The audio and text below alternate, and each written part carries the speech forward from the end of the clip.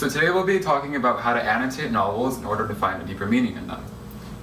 Basically what annotations are, you take little notes on the side of your novel and we have these symbols that we use to clarify our understanding of the reading.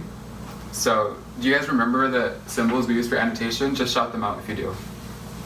Highlighting. Highlighting, yes. Circling. Question marks. Question marks, yes. There's one more we went over. Starring. Yeah, starring. Good. So we went over starring, highlighting, circling, and question marks. So what does each one represent? Do you guys remember? What does a star mean? It's important. Yeah, so we put a star next to any important phrases or paragraphs that you think stand out. What are highlights for? To make the main idea stand out. Yeah, so with stars, it's kind of like a whole section of the reading, and with highlights, it's more of like key words or phrases that kind of change the meaning of it. What do circles do? You circle things that you don't understand. Yeah, so basically what I was taught, and I find it really helpful, is that when you're reading and you come across a word you're not familiar with, you would circle it, write it down on a sticky note and define it, and then you can paste it on the same page that you found it on. So if you're going through reading again, you could just look at the word and it'll help you flow easier. So the last one was question marks, and that's pretty self-explanatory. Joanna, what does a question mark do? You put question marks next to the things that you don't understand so you can look back at them later. Yeah, so you just put a question mark next to anything confusing or anything you want to clarify, and you could go back to it. So before we move on, does anyone have any questions? No. No? Okay. So using that information, can you guys open up your book to page 9? So at the bottom of the page, there's a paragraph. I'll read it out loud for you guys. It says, "They walked the rest of the way in silence, hers thoughtful, his a kind of clenching and uncomfortable silence, in which he shot her accusing glances. When they reached her house, all its lights were blazing. What's going on?" Montag had rarely seen that many house lights. From reading that, what words stand out to you guys? Thoughtful. Thoughtful, yeah. Uncomfortable. Uncomfortable. Stephanie?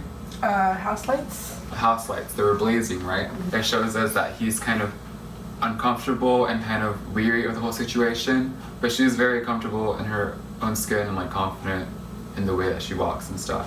What are some questions we could ask about this section of the book? Why he's so amazed by the house lights. Yeah, right, like why has he never seen so many house lights? They're just house lights, you know, it's nothing extraordinary about them. But using that question, what do we know about the society in Fahrenheit 451? It's very restrictive and a lot of the things are censored. Yeah, so pretty much everything in society in this book is illegal. That whole mentality is very different from Montag's life because he's a firefighter. He's the one enforcing all these rules.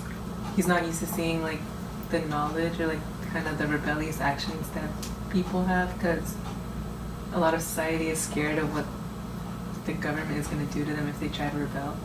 Yeah, I think one of the key words you said there was knowledge. So what do we usually think of when we think of lights, Stephanie? I guess you could say knowledge or information. Yeah, right. So like whenever we watch cartoons and someone has like a light bulb on top of their head, they have a new idea, you know? Or if you're in the dark and you have a flashlight, it's kind of leading the way. So light can be thought of as a way to guide you and like give you hope in a way. So if we apply this to the text, we could be inferring that the light that Montag is so fascinated by is just this new perspective that he's encountering because Clarice is so opposite of him. Before we end off today, I have a little chant I came up with to help us kind of remember the information a little better. How do we annotate? How do we annotate? Star, highlight, circle. Star, highlight, circle. Why do we annotate? Why do we annotate? To find deeper meaning. To find deeper meaning.